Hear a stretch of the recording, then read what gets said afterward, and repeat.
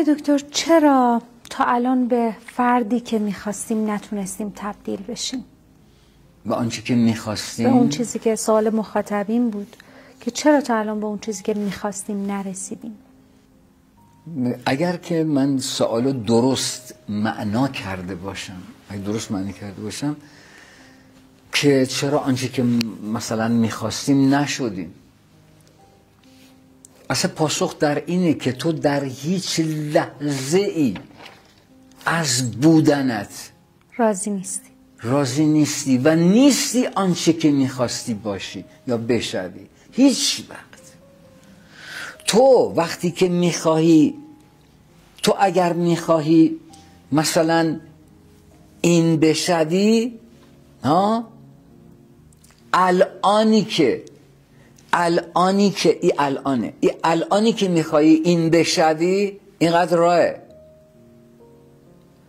تو وقتی این میشوی دیگه این نیستی که بخوای این بشوی. درسته. برای همین توی صحبت‌های قبلی فرمودین که اصالت در حرکت. اصالت در حرکته.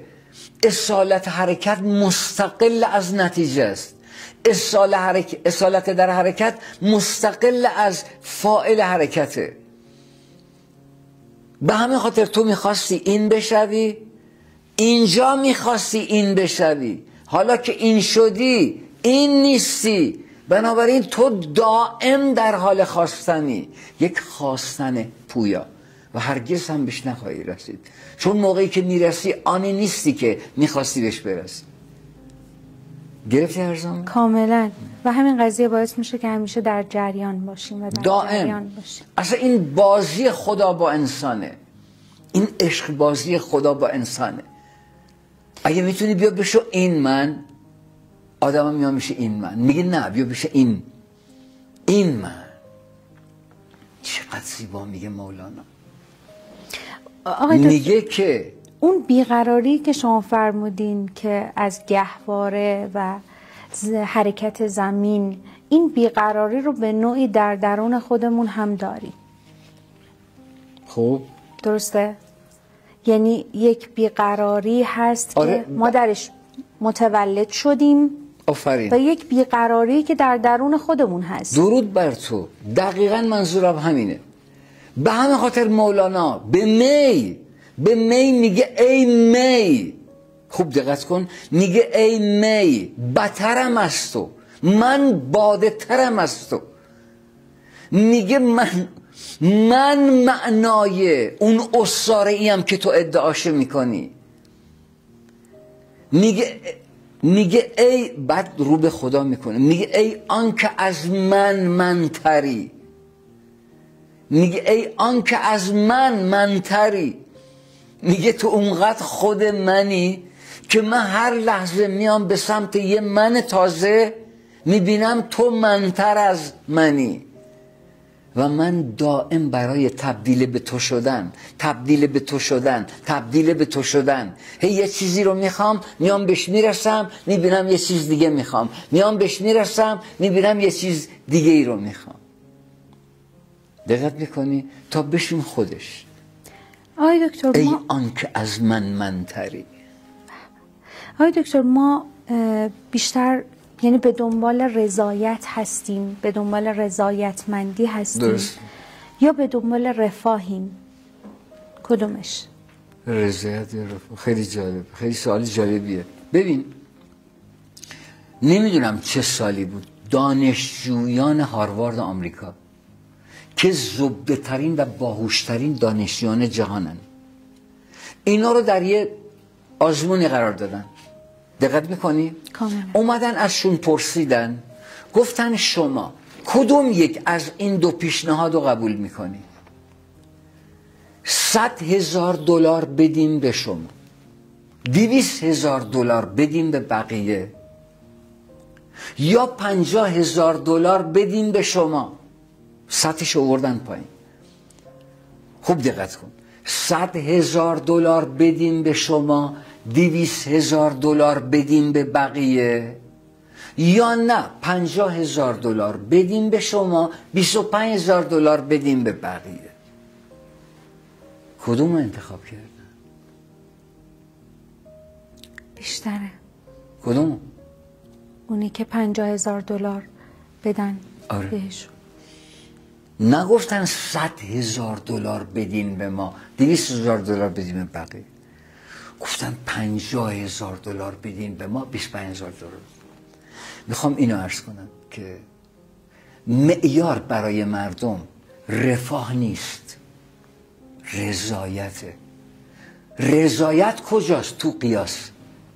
تو قیاس. به همین خاطر حضرت عیسی علیه السلام در انجیل بارنابا یه داستانی میگه تکان دهنده. باغداره مشغول باغداری بود، یکی میاد رد میشه، آقا کارگر نمیخوای؟ چرا؟ شاخ و برگا رو هرس کن.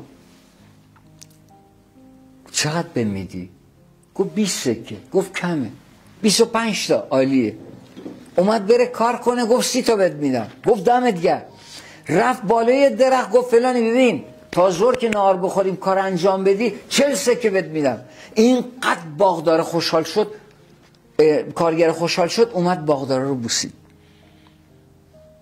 عیسی علیه السلام میگه 3 ساعت مانده به ظهر، یک کسی اومد رد بشه. گفت کارگر نمیگه. گفت چرا؟ گفت چه کار کنم؟ گفت بیا شاخ و برگایی که قطع شده جمع کن بسوزونیم، بعدن خاکسترشو تبدیل به کود کنیم برای زمین که زمین رو تقویت کن. اونم مشغول شد. 1 ساعت مانده به ظهر یکی اومد رد بشه. گفت کارگر نمیخوای؟ باغداره گفت چرا؟ بیا جوب آب تمیز کن، آب روان حرکت کنه. عیسی علیه السلام فرمود ظهر که شد، نهار خوردن. بعد از نهار باغداره به نفر اول که از صبح تا ظهر مشغول کار بود 40 سکه داد. به نفر دوم که 3 ساعت مانده به ظهر اومده بود 40 سکه داد. به نفر سوم که 1 ساعت مانده به ظهر اومده بود به اونم 40 سکه داد. اون نفر اول 40 سکه رو پرت کرد. گفت مرد حسابی تو وجدان داری؟ تو معرفت داری؟ گفت چرا؟ گفت صبح تا ظهر کدام 40 سکه. این آقا 3 ساعت مانده به ظهر 40، او آقا 1 ساعت مانده به ظهر، به اونم 40 سکه میدی. گفت به تو کم دادم؟ گفت نه خوب دادی، ولی تو به این به اون. باغداره گفت که آیا تو از لطفی که من در حق این 2 نفر کردم رنج میبری؟ بسیاری از انسان ها اینطورن. انسان ها در قیاس احساس رضایت میکنن حتی اگر در رفاه نباشن. در قیاس احساس رضایت میکنن، رفاه رو میفهمن. دانشجویان هاروارد نمیگن به ما 100,000 سکه به بقیه 200,000، میگن به ما 50,000 تا بدید به بقیه 25,000. بله. های دکتر، چرا بعضی از انسان ها با وجود امکانات کمتری که دارن خوشبخت‌تر به نظر میرسن؟ خوشبخت‌تر به نظر میرسن با همون محدودیتی که دارن؟ بله. خیلی نکته جالبی گفتی دخترم، خیلی جالب بود. رابرت کیوساکی پدر علم اقتصاده، علم نوین اقتصاد ژاپن، میگه آنچه شما را ثروتمند میسازد آن چیزی نیست که دارید، آن تعبیری است که از آن چیز دارید. تعبیری که من از پولم دارم، تعبیری که من از سکه دارم، تعبیری که من از آرامشم دارم، تعبیری که من از ماشینم دارم، تعبیری که من از همسرم دارم، تعبیری که من از فرزندانم دارم، تعبیری که من از دوستانم دارم. اون تعبیری که ما رو ثروتمند میسازه، نه آنچه که داریم.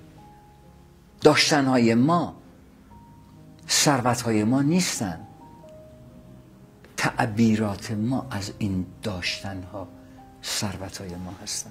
به همین خاطر یه روستایی مرغ و خروسا رو میبینه، خواب راحتی داره، همسر خوش اخلاقی داره، یک تکه زمین کوچیک برای کار داره، آرامش داره، احساس ثروت داره، نیاز نداره که بیاد دستشو این ور اون ور دراز کنه.